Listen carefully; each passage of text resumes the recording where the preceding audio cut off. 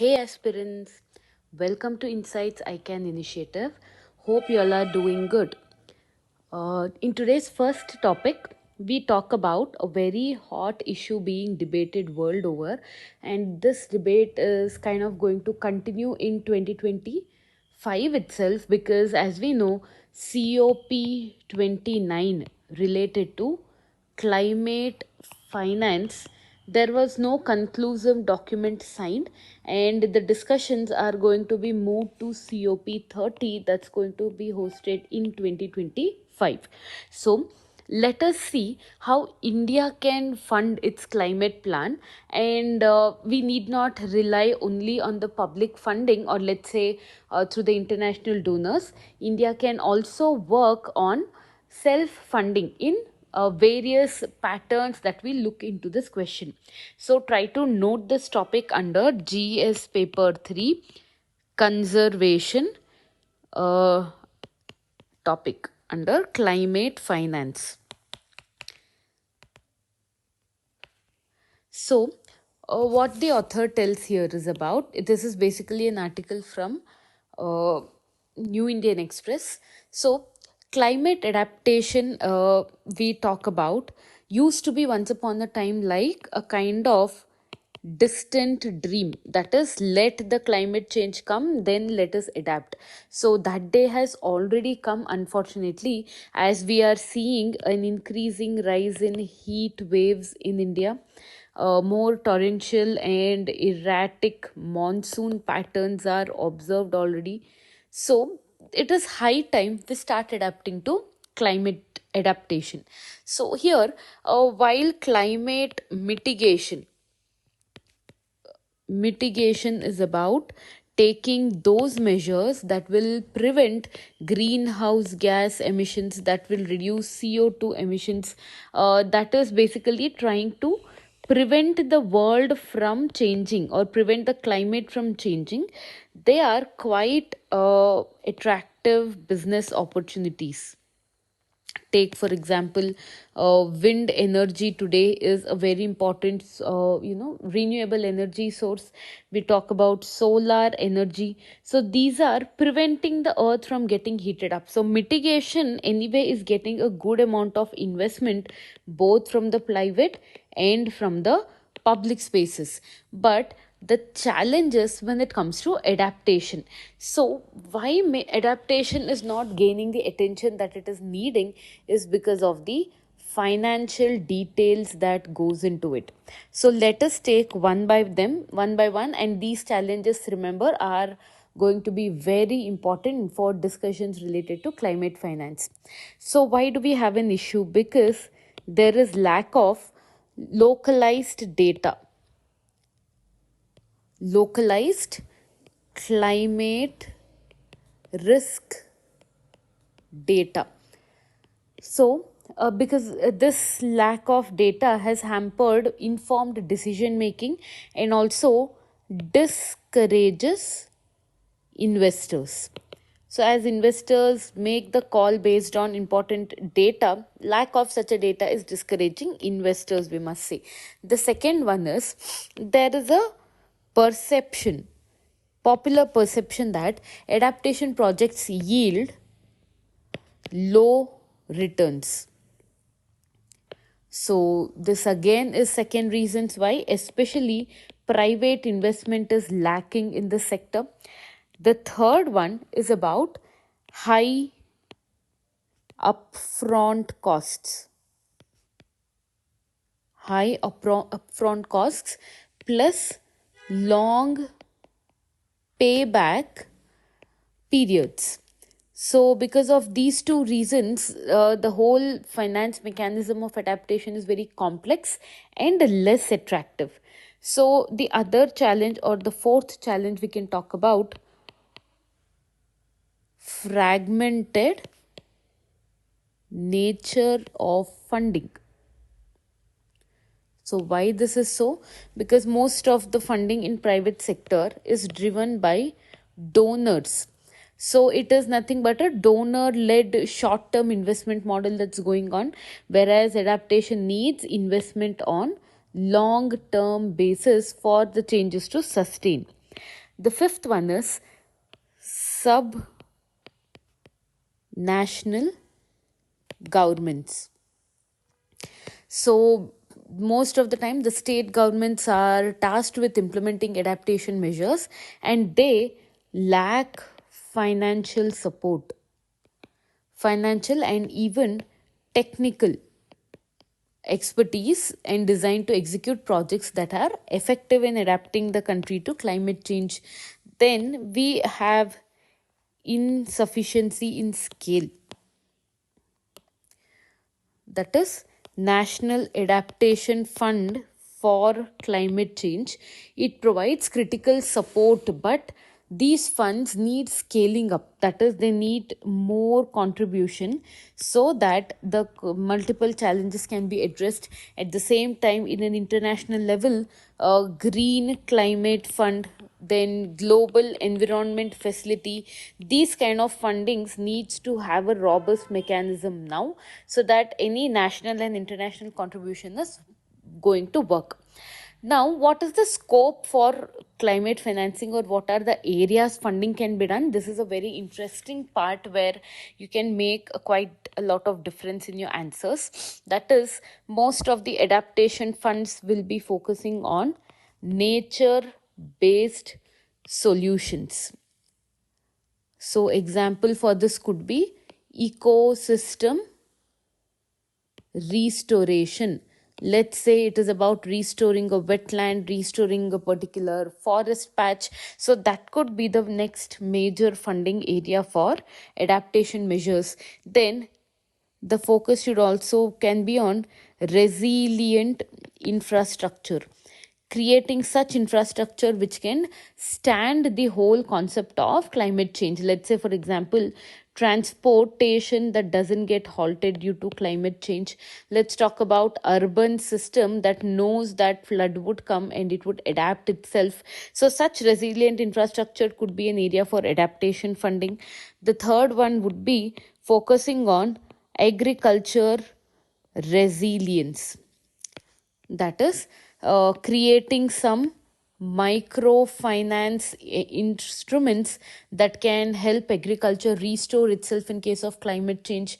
We can introduce climate smart technologies in agriculture so that adaptation in agriculture becomes easy. Fourth one is financing early warning systems. So this would really help in predicting any kind of disasters or we can say threat that comes from climate change, and this would go a long way in planning we can say evacuations better. So these are about areas of funding. Now, how to raise funds, or what are the innovative ways in which funding can be done? This is a very unique perspective here called instruments of finance adaptation funding. The first one is a quite popular one called Green Bond Initiative or Green Bond for Resilience. The second one is we need to have tailored projects where adaptation outcomes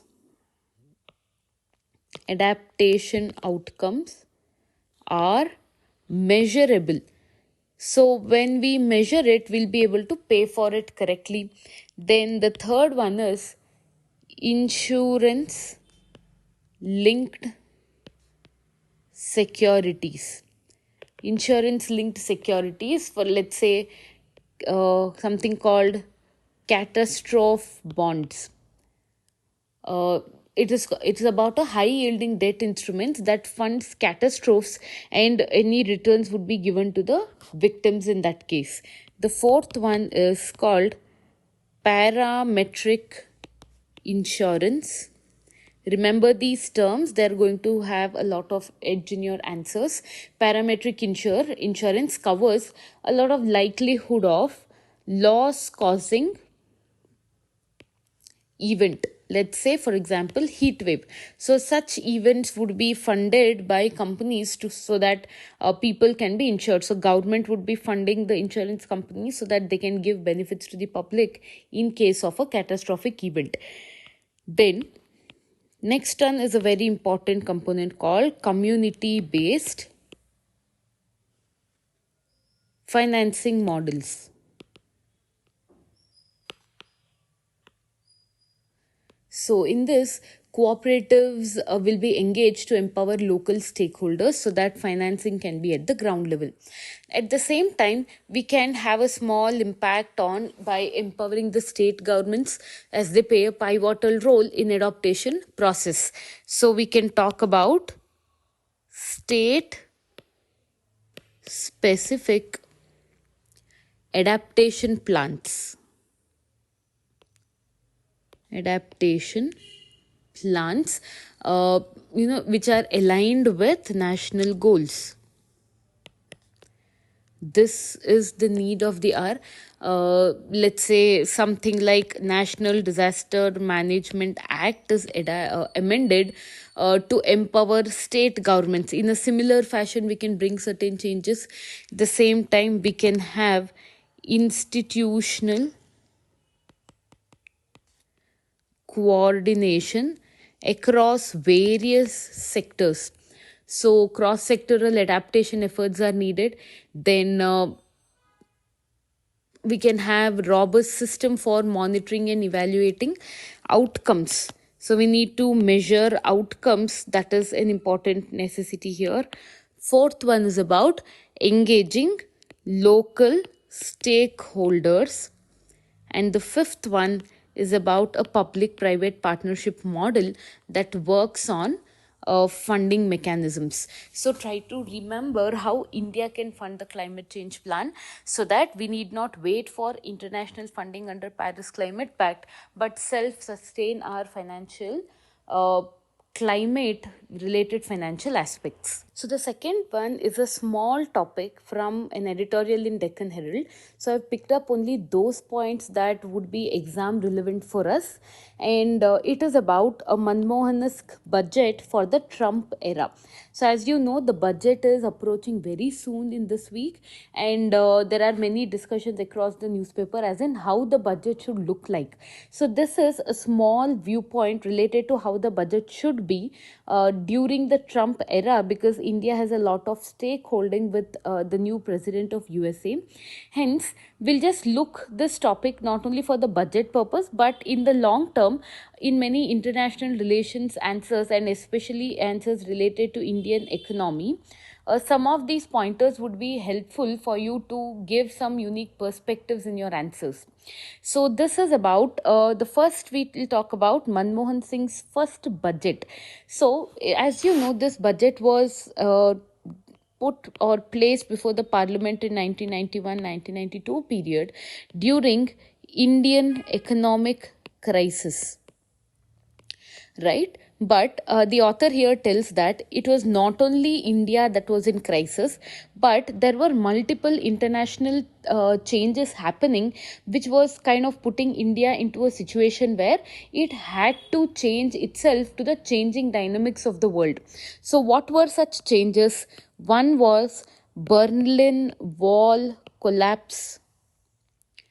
This is about the German unification and USSR's disintegration. So these two were nothing but a kind of weakening of socialism.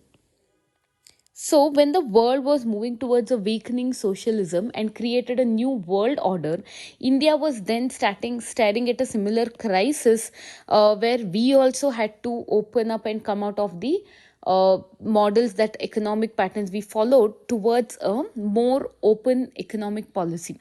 So, now budget for a new world order was the question.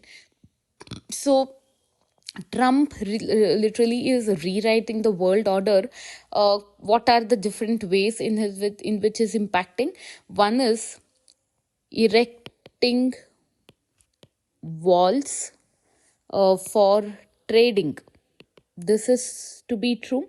Uh, those countries which are trading to US and people who are migrating to US, both of them are being a victim of this wall.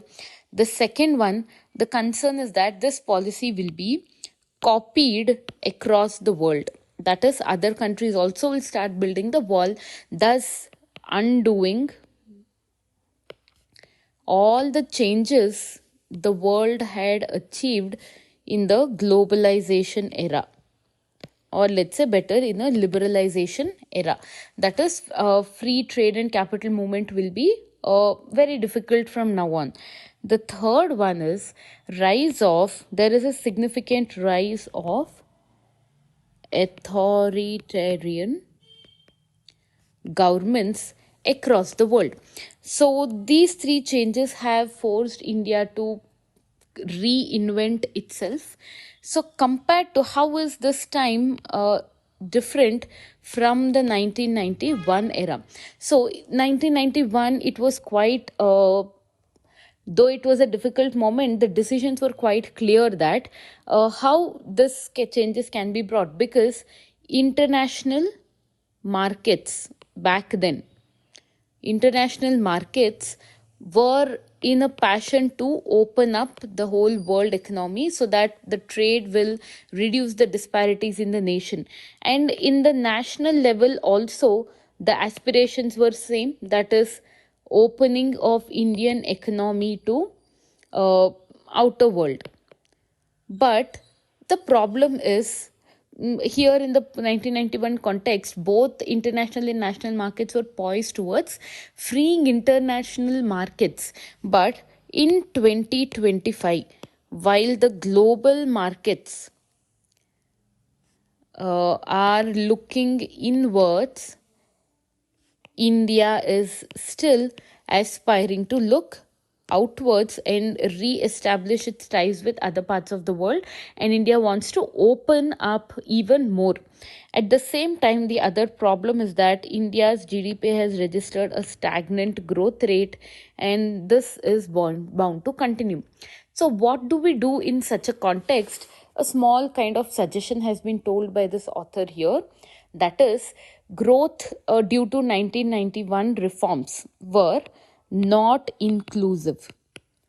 That is, we have definitely attained a great feat, but it's not inclusive because uh, rich states have got richer, then industrial industrial and agriculture sector didn't get the attention that they have to get. Their growth has not been picked up.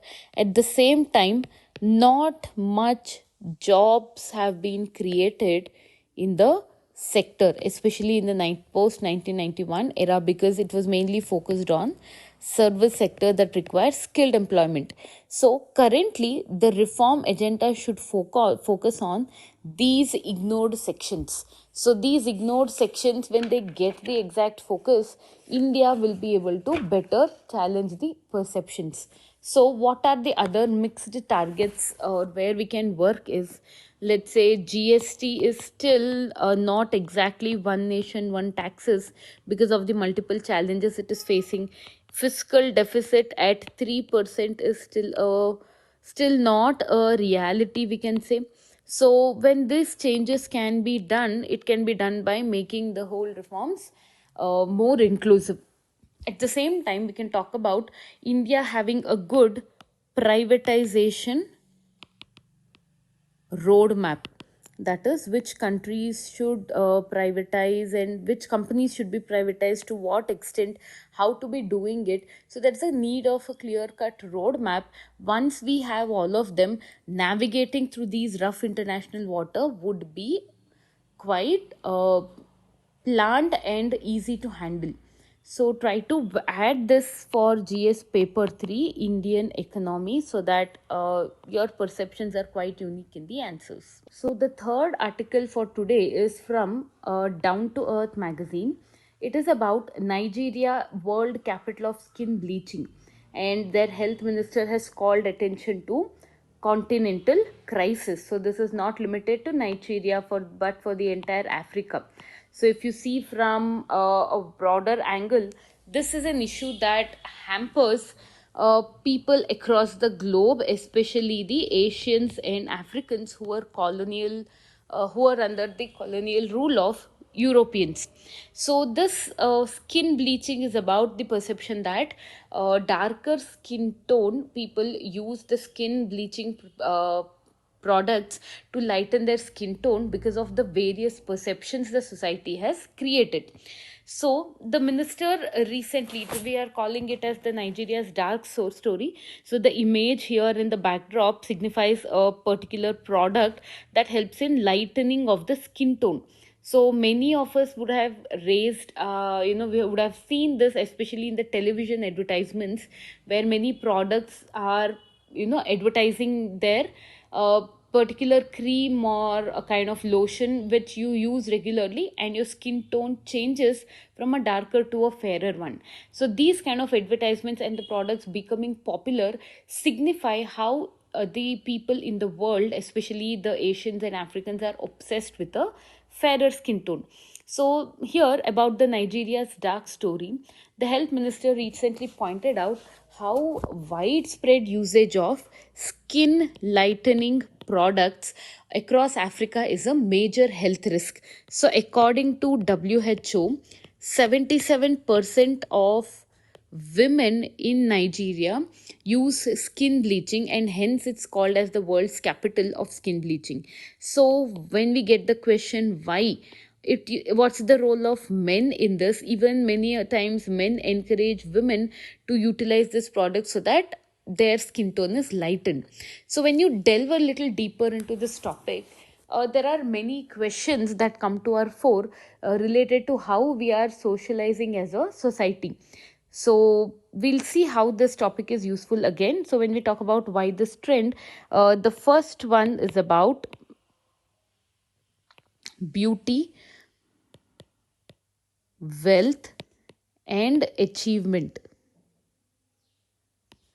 Right? So there's a perception that these three adjectives can be used only with people who are lighter skin tone, having a lighter skin. That is, beauty, wealth, and achievement is only about them. So it has kind of set an ideal beauty standard for everyone, uh, kind of reinforcing shaming or body shaming as a concept.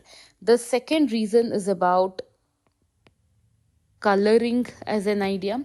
So, colorism or coloring is rooted in colonial histories.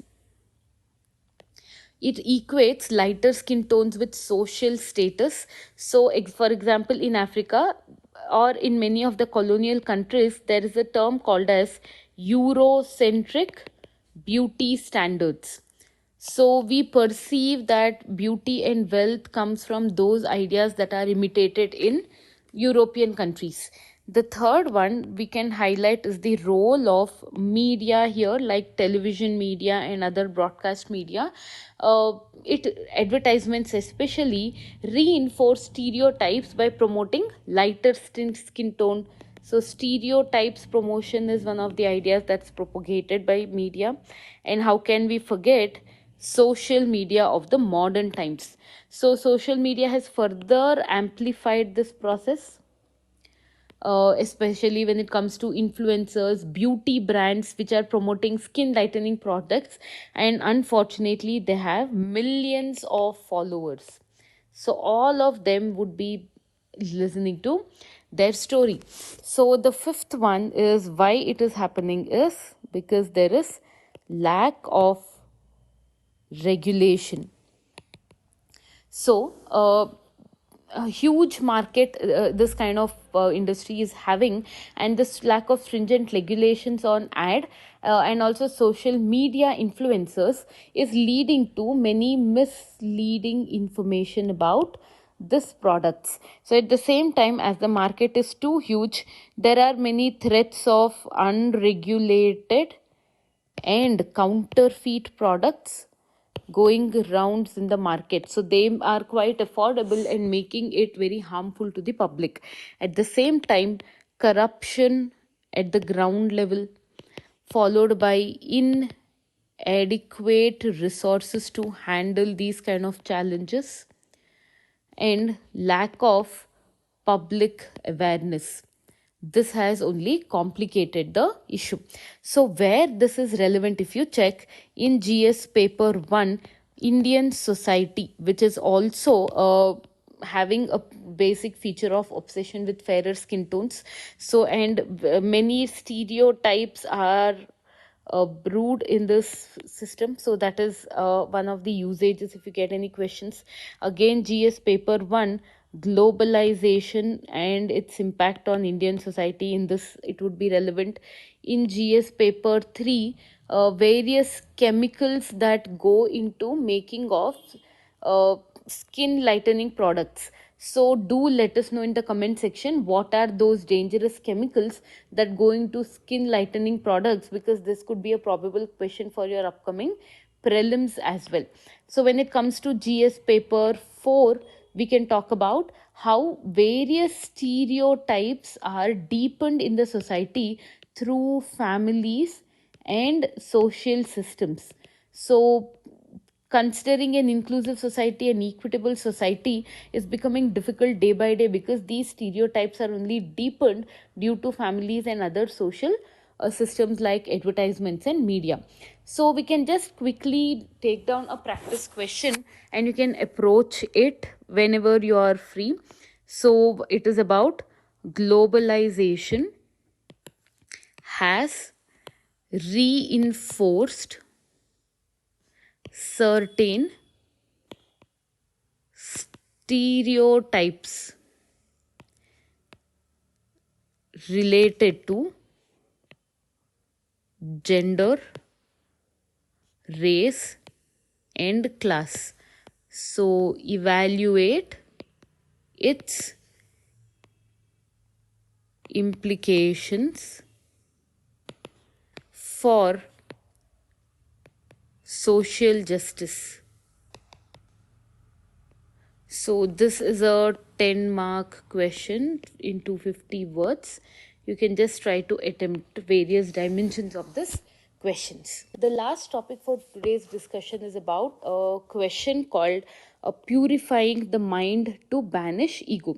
So if you have seen the previous year questions in ethics, GS paper 4, you see that there's a topic called virtue and vices. So, virtue is about those values that enrich the life of a person, makes them more ethical. Vices are the opposite of it, that devalue a person. For example, take that angry is a vice. We can say jealousy is a vice. Hatred towards a particular section of people is a vice. In the same way, ego also is regarded as a vice. So what kind of questions we can get in this? You have seen that anger related question has already been asked in our previous year question, that anger is a vice that corrodes the value of a personality. In the words of Gandhiji, you can refer to it. So in the similar fashion, a quote related to ego can be given and you are asked to tell that what does this quote mean to you in the present context.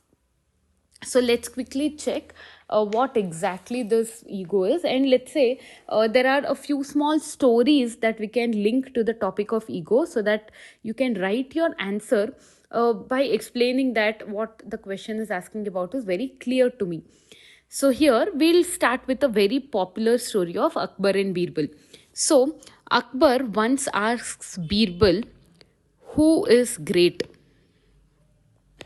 Is it God or me? That is Akbar great or God is great?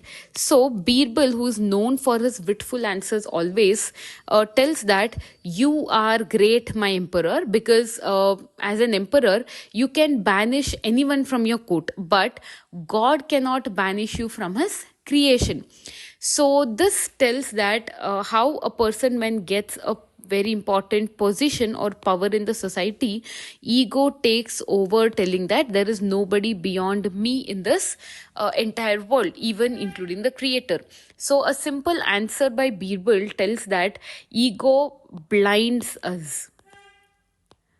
Ego blinds us to true understanding. That is, whatever is true, we cannot look at it till we are looking it through the lens of one's ego. So there is another short story that was told in this article about silkworm and ego. So silkworm, it spins a cocoon around it. Okay, and when this cocoon is completely finalized, many a times the silkworms choke to death because the whole threads and the worm, it tangles the whole insect here. So just as one has to dive deep into the ocean to, let's say, understand the reality of life. Let's say if we want to extract a pearl, we need to dive deeper into the ocean floor, get the oysters, and then extract the pearl out of it. In the same way, every individuals have to dig deeper in their own minds to identify what is the silkworm in our life, and what are the cocoon knitting process we are doing. It is nothing but the ego, and this ego might choke a human to death, meaning that this ego can lead to many unsuccessful ventures and push a person to downfall if they are not humbled by the position they are in. So what are the perils of this ego? If you see this image, ego is having the power to drop a person down in their life. So we can just note it down as ego prevents an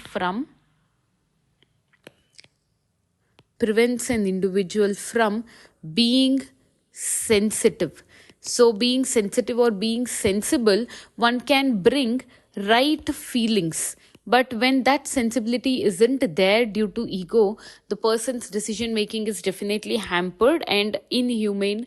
Uh, Ego brings out hatred, we can say. So just because we focus on one's own self, the outside world will be something we would be hating. So the third one is, it hampers one's work also, because when you don't like anything more than your own self, ego has programmed itself in such a way that the desire of work will be less, and the more focus will be on what I am doing in this organization or in this position. So the fourth one is, a person is not in the present moment if they are filled with ego. The reason is that mind is programmed to be happy only when it gets what it wants. So ego misuses this wisdom to enjoy the idea that I will have a perception of happiness only when I get a particular thing, and till then I'll mindlessly pursue it with such an ego that I'm going to get what I want. So this ego stops a person from living in present, and you already know what are the perils of not living in the present as well. So this article can be ended with a very good story again, called the story of a cracked pot, which is derived from many we can say ideas of Buddhism. So you can see a water carrier here who was carrying a two pots of water. One pot is perfect, has no cracks, and is carrying the entire water till the last mile, whereas the other pot is, you can see here, cracked, right? So the cracked pot always felt ashamed because of its flaw and its mistake. But if you closely observe this whole image here, this pot that is cracked has a greener trail on its side, whereas the pot that is full has a browner trail. It is nothing but the water carrier reassures this cracked pot and tells that your flaw, that is this flaw of yours that you're broken, has led to flowery path along the way, because without you this beauty wouldn't bloom. So as you know, the cracked pot have gone on watering this plants. This path side is very beautiful. So in the same way, if ego arises, especially when we focus on flaw or perfection, when we want to achieve a perfect way of life, a perfect lifestyle, a perfect day, and feel that many things are not good in our day because I am not able to enjoy it completely, it is this perception of perfection and flaw that leads to ego. So the true value of a life is basically in what we contribute, and not how best we contribute or what is the mistake in this contribution. So remember the story of cracked pot to explain how exactly ego blurs our attention and stops us from looking the many positives that life is giving us. So we'll end our discussion with this. Stay optimistic, prepare well for prelims. Thank you so much. Meet you again with interesting topics in the next episode.